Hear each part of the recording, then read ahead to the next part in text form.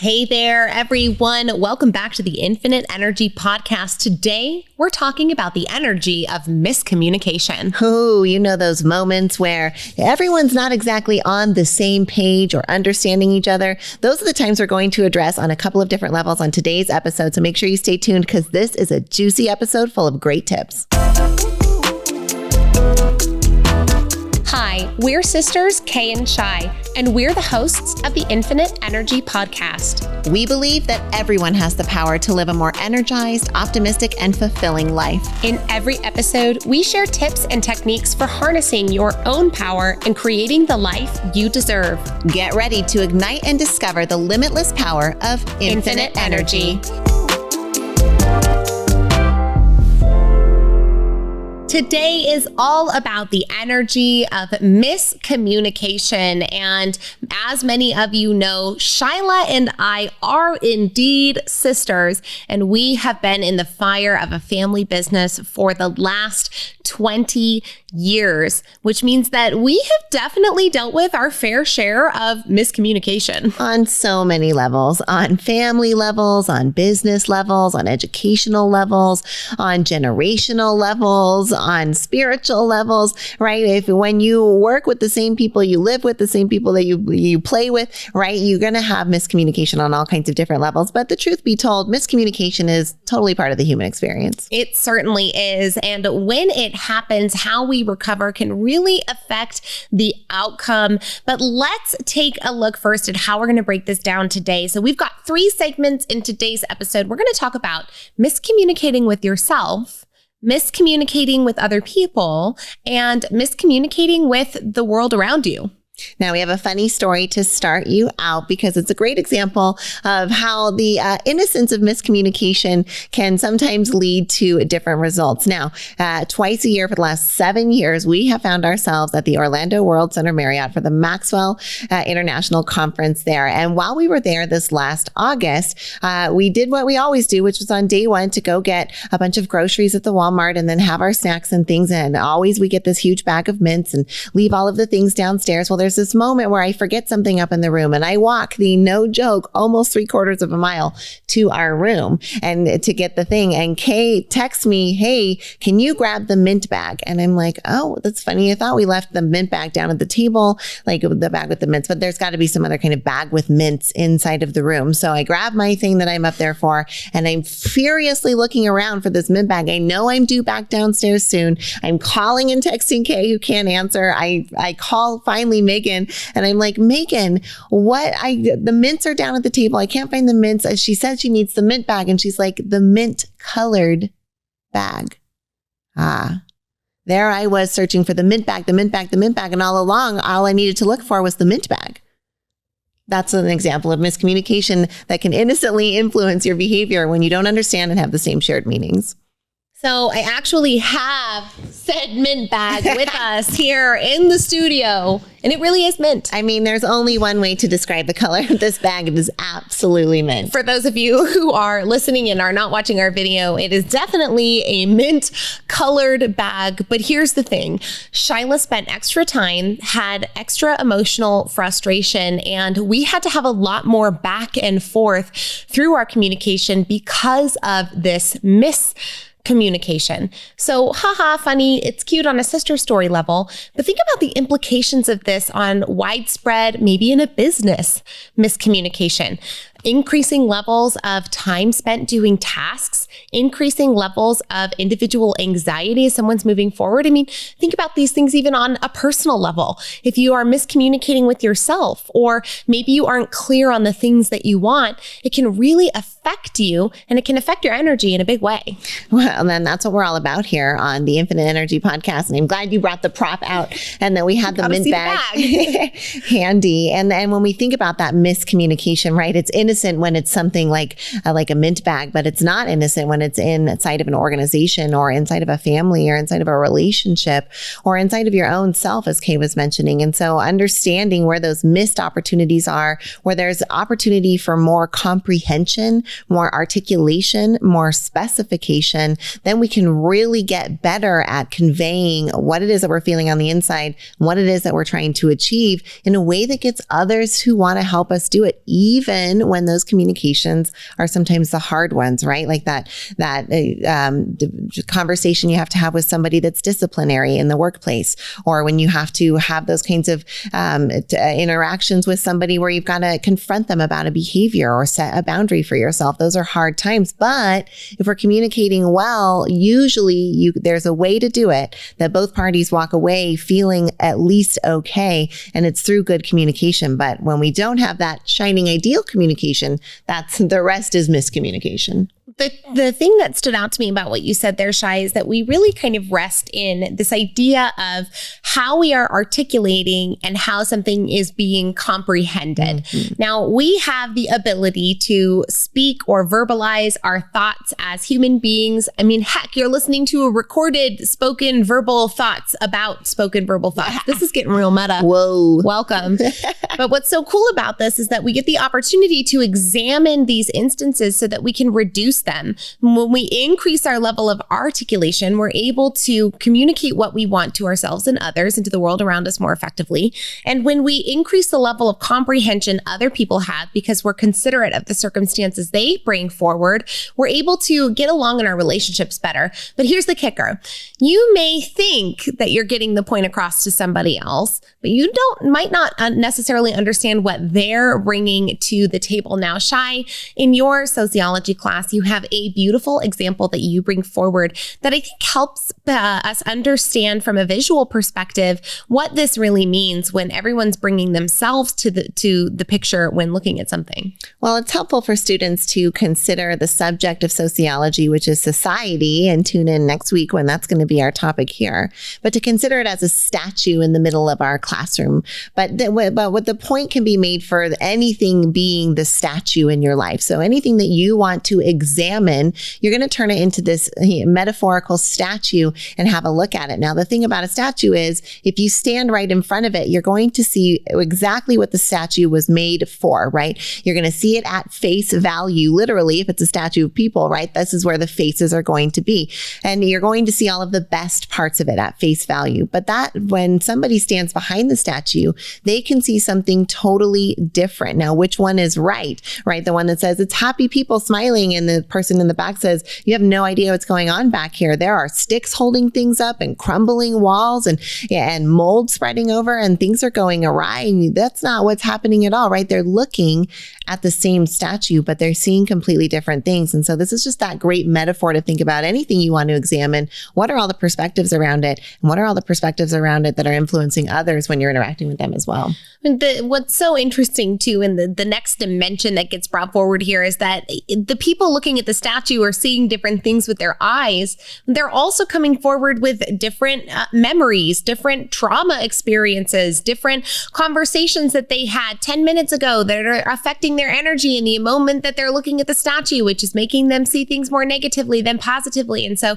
it can seem infinitely complex to ever land a communication properly. Like, how can I actually articulate so that we can have comprehension and that, like, we are not even close to being masters on this subject. We fumble through things all the time. But what we can tell you is that we found a couple of things that have helped along the way. And we've identified some red flags, especially when it comes to things like talking to yourself and communicating with yourself that might help you as you're along this beautiful path of life.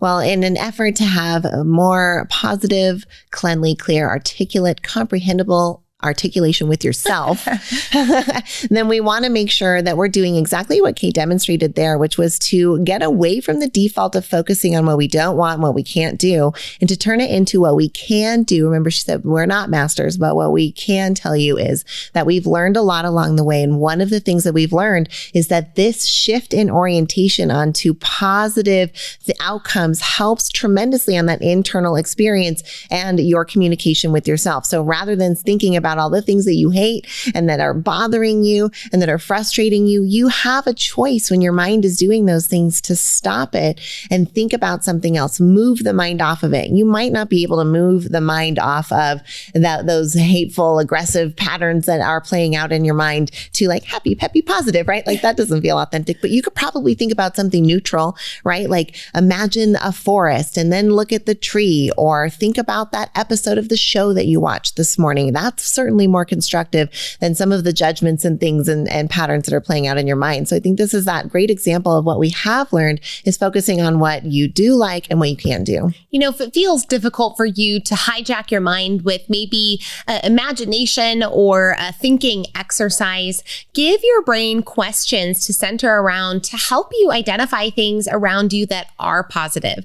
Now, if computers speak in zeros and ones, then your brain speaks in Q's and A's. When you give your brain a question, it literally cannot help but to try to answer it. And so when you ask yourself, what do I like? What can I do? What do I see around me that brings me joy? These little tiny questions give your brain just the opportunity to answer in something that's more positive for you. And we'll be back with more about how you can relate this miscommunication and the energy of such to yourself after you have a word from our sponsors.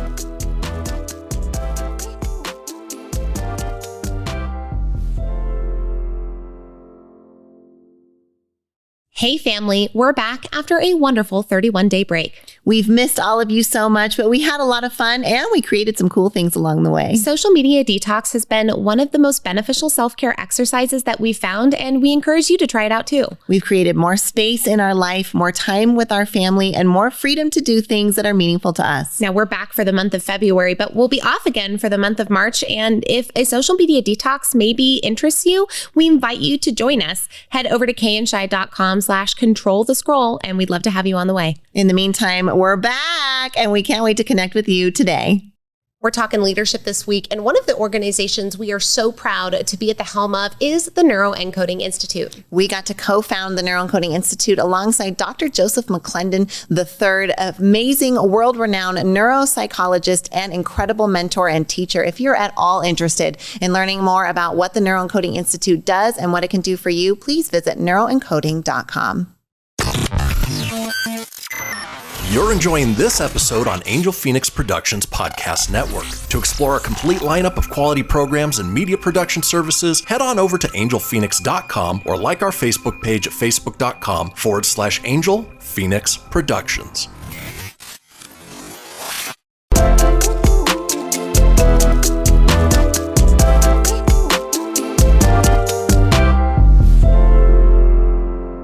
Now, there's absolutely no way to tackle a topic like the energy of miscommunication in just a measly little 30 minutes. But there is opportunity for us to share some experiences about it and maybe some perspectives as well that can help you along your journey. And, as we were examining this idea of the miscommunications we have with ourselves, we were thinking about that, that fine line about communicating to yourself the cold, hard truth about the reality, the situation, your responsibility, and the consequences and the reaping of the sowing and all of those things, and the person and the voice inside that beats you up about it, that's the judgment about it, that is just absolutely over the top, stabbing you about whatever it is that's not constructive. And when it goes into that non and unconstructive zone, that's what we would call a miscommunication. I think when it comes into self-communication, there's almost two sides of that road, Shai. I think that then get us into the danger zone, right? We have the side of the road that says that's the cold, hard truth being harped on you, that is mean-spirited, right? That's that self-talk. You've likely experienced it when you're so mean to yourself that if someone else were saying those things to you, you'd be like, no, thank you. You don't get to say that to me in person, right? But you say it to you and you're like, oh, you just go about with your day, take your left turn, eat your muffin, right? Like it's no big deal.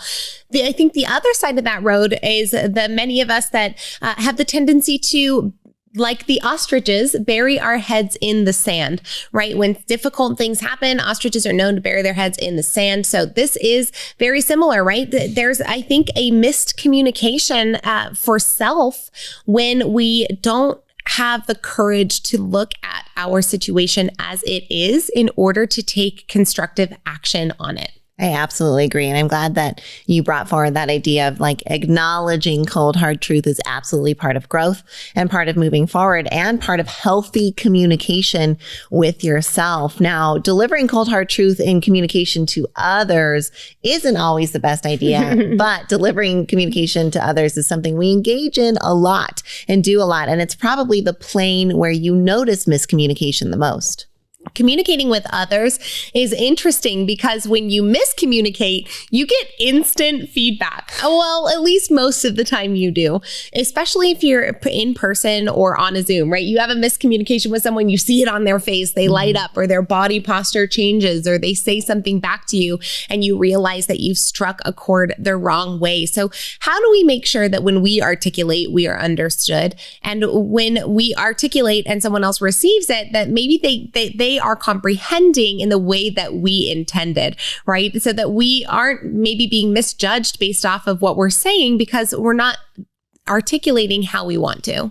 Well, it can be so hard to do that in the moment, right? And I think one of the things that's so important about communicating with others is recognizing and acknowledging the context in which any communication is happening. There's so many layers to that, right? There's a power dynamic at play. Is it like a student and an instructor interacting is absolutely different than a husband and a wife interacting, right? When you're at the doctor's, you're interacting in a different way. And so there's a lot of context around how the communication is going to happen and understanding that. And you know it, right? When someone violates that expectation of context and there's that feeling of like, oh my gosh, right? They're like, the context dictates that you raise your hand before you say something, but that student just shouted it out, right? And everyone feels like, oh, that's a violation because we know that the rules in that context dictate that that's how our communication is delivered. So understanding the context in that way is important, but it's also important to understand the context within the person who's coming forward and their completely subjective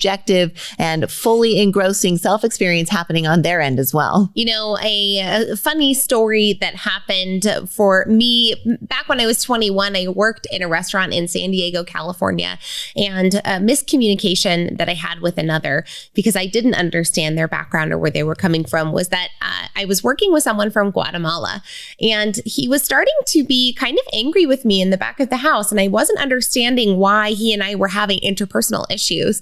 I was managing the restaurant. I felt like I respected everyone and that I was doing my very best and giving everyone the shifts that I thought that they wanted. And he just was being rubbed the wrong way by me and I couldn't figure it out. And so finally I asked him, I'm like, Eduardo, what's going on? Like, why are we having this issue? What's happening? And he says, well, you keep saying to me, you rock.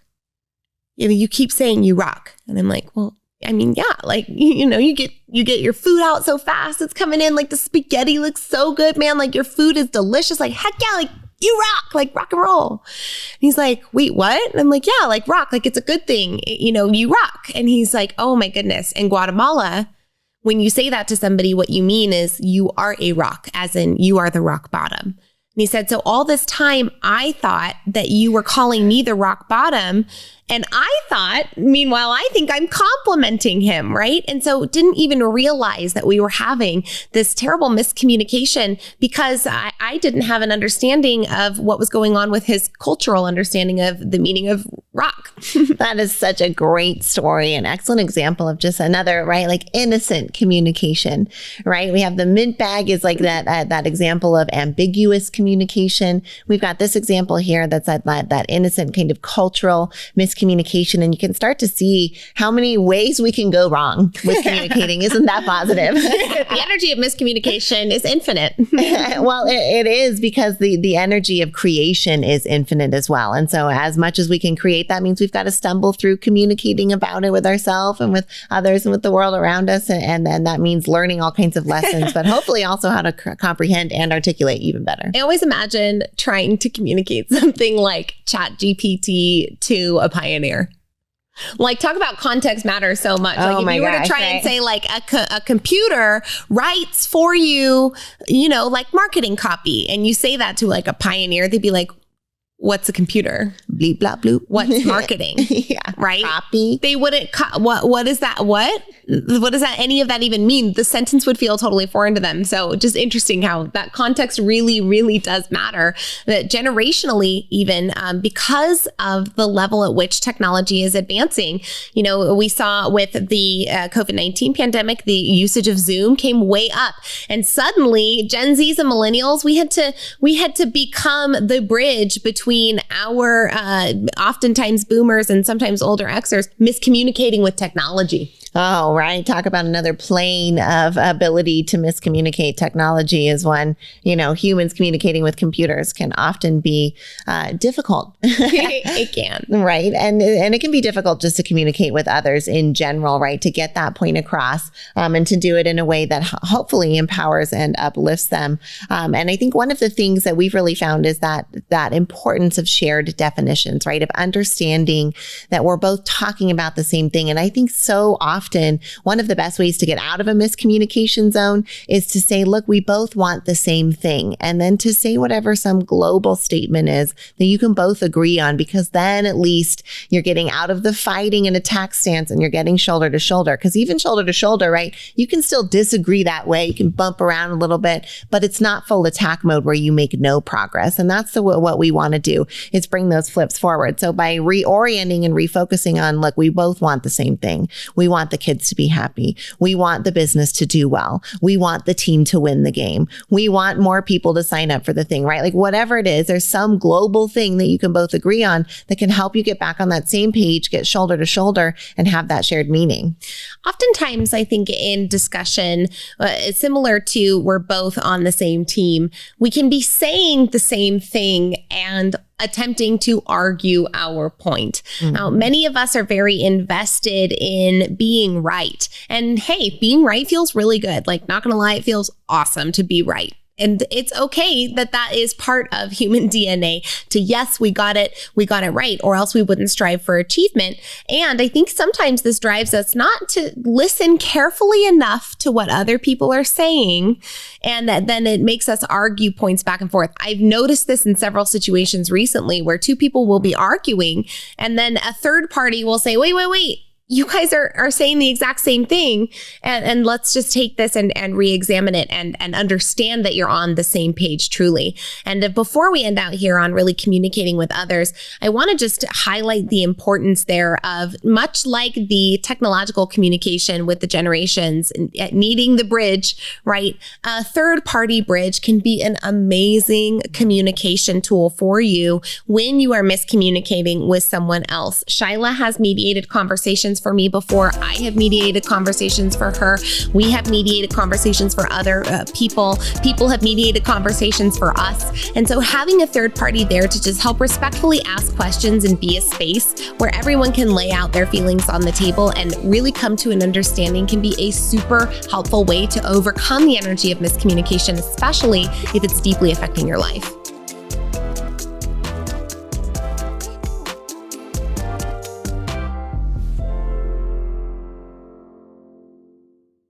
One of our proudest business accomplishments is what we've been able to do with Squeeze In franchising.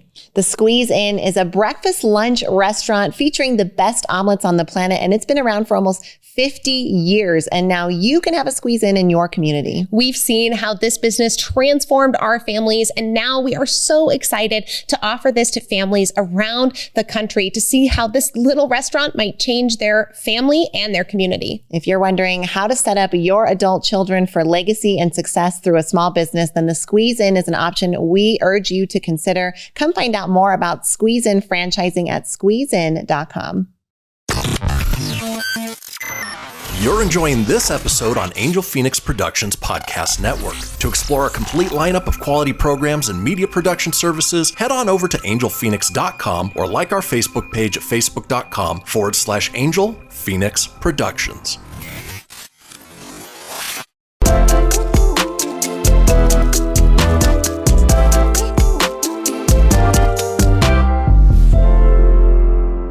You know, as we're on this energy of miscommunication and we kind of move into thinking about how we miscommunicate with the world around us, like technology, as we alluded to earlier there. I was thinking about the example of sometimes there's those generational differences of language word meanings, right? Like the word gay used to mean like merry and bright and gay, right? And you even see that in some of our Christmas songs and different references from earlier in the centuries. But one that was popping for me, I was thinking about as we've been talking about this is the word righteous. Now, if you are outside of the religious religious world, and especially if you are probably under the age of, I would say 50, 45, maybe, then the word righteous doesn't have the same meaning that it does to those that are deeply involved in religion. In fact, most people, I surmise that most people don't drop the self when they think about righteous. And so righteous gets a bad connotation, right? Like I honestly, I'll have to look it up here. I don't know what the actual definition is of righteous. So let's just see. It wouldn't be an episode of the Infinite Energy podcast. We didn't have a definition. Here we go. Righteous, of a person or conduct morally right or justifiable. Virtuous, feeling of righteous indignation about pay and conditions. They even use it in a bad connotation for the example, right? Informally, very good or excellent, righteous bread pudding, right? So you can see that a person of conduct, morality right or justifiable, virtuous. So it means virtuous. Righteous means virtuous. But when you hear righteous, do you think virtuous? I don't think you probably do. But to those in the religious area, they say, I want to be righteous. I want to be righteous because they're understanding it in the virtuous sense. So anyways, all of that to say. It's a generational rock and rock. Exactly. It's a generational rock. You rock, and no, you're a rock. You're on the bottom, right? Like it's that they kept saying righteous in this like learned environment that we were in, and we kept being like rubbed the wrong way. And finally we're like, oh, virtuous, you mean like virtuous? And it was just interesting. So I thought that was a good example to bring forward. It's a great example. In fact, there's a little bit of a funnier example, but didn't one of your students say in their paper that they had to explain a slang word to their family members? Oh yeah, well they forgot to code switch to their parents' speak when they got home, and they accidentally said bet, which is the new kid speak for saying like gotcha, yeah, like I bet, right? Like you're in agreement, yeah, like, you bet, yeah, I bet. And so he said bet, and then had to explain that to his parents. And so there's even those generational things are always a part of, I think, colloquial whimsy as we look back at the way that language shifts and changes. So when we're looking at the world around us, miscommunication happens everywhere. And when we don't have definitions for what it is that we're working off of, we can really come to that statue with two completely different shared meanings. The very first time I ever traveled internationally or across the pond, if you will, across continental, I was so shocked that in the UK, they just call them toilets.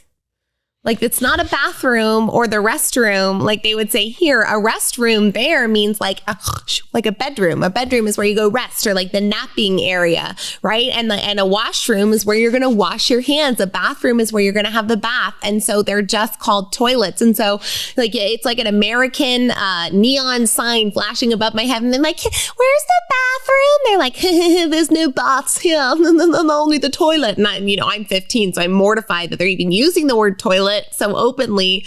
And so just an interesting, as we're communicating with the world around us, right? If you're not exposed to certain things or you haven't used a word in a context before, it can feel almost jarring when you see it outside of how you're used to.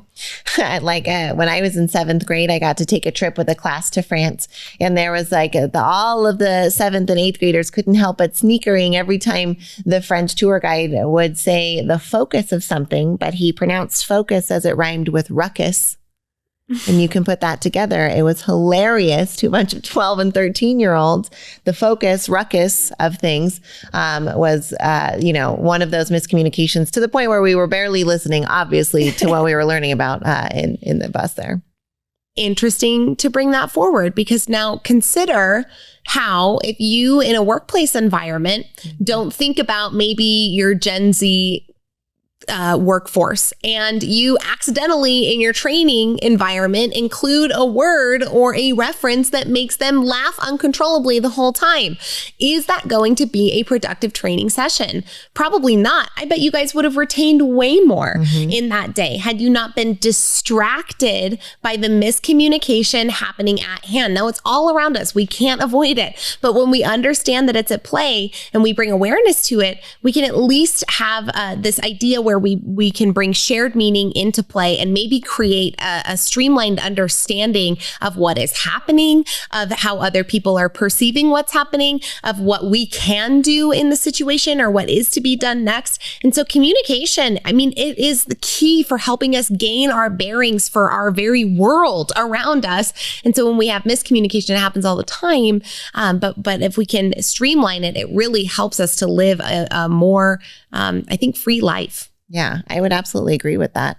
And I think, this ability to communicate and connect with others is, they say it's the most important piece of culture that language is, and that the way that we are able to communicate, it will dictate our ability to influence and be perceived. But if I think about even the way that we communicate and miscommunicate with this idea of the world around us, I'm really starting to think about like the natural laws, right? Like the law of gravity. If you miscommunicate with that, you will suffer its consequences. In the same sense that Kay and I were talking earlier about the law of manifestation, right? And if you miscommunicate with that law, then if you're ambiguous or vague, then you might get some ambiguous or vague answers back. And realizing that the more articulation you have, the more comprehension you have, the more ability to clearly bring it forward what it is that you desire, the more clearly and articulately and deeply the universe can deliver it back to you. But that's something that we've learned to kind of together over time as well. Yeah, the law of magnetism is really one that when communicated with correctly can do some incredible things for you, but specificity really matters. Shared definitions and meanings really matter. Shi, I'm hoping to kick the ball right back to you because you have such a good missed manifestation story that comes really, I think, from a miscommunication as to what you want. Well, it's no secret that we like to make our vision boards, to say our affirmations, to use those tools towards, actualizing that which we desire and hope to see bring forward into the world. And so, way back in 2014, I got a $1 bill and I put 5 zeros after it, 2 zeros, a comma, 3 zeros, $100,000. And I put it right by my bed. And that was January, right? New year, you're doing your new thing, you're putting up your visualization. I put up my $100,000.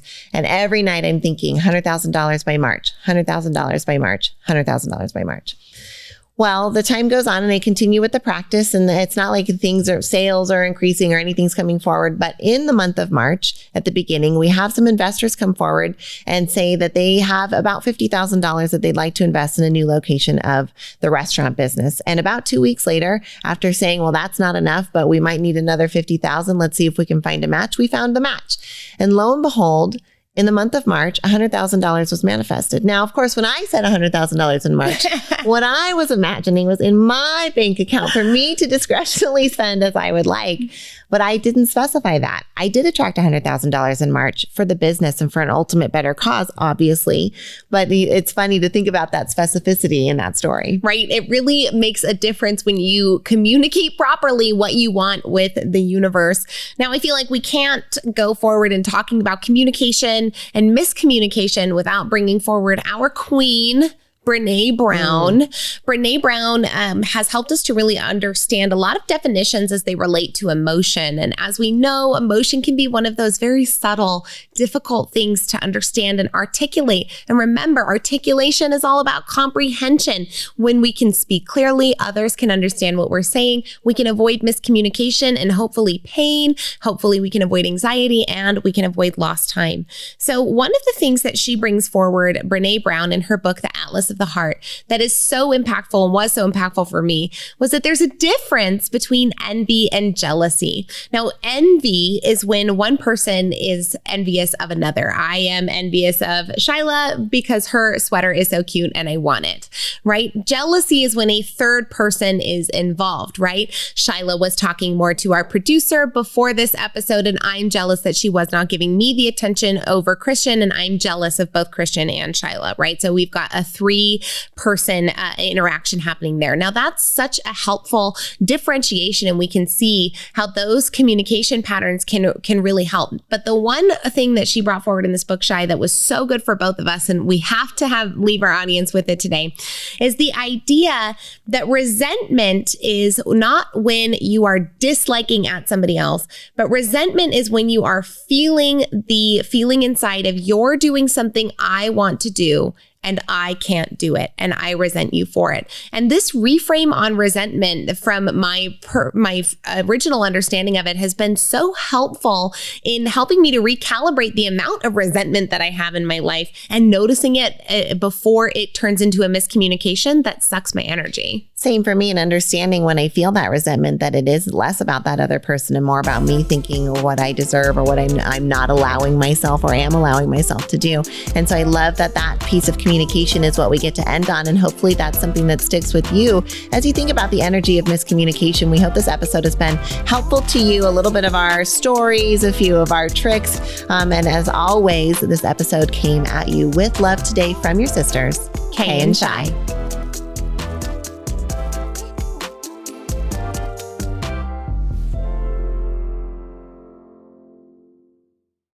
This podcast was a production of Angel Phoenix Productions.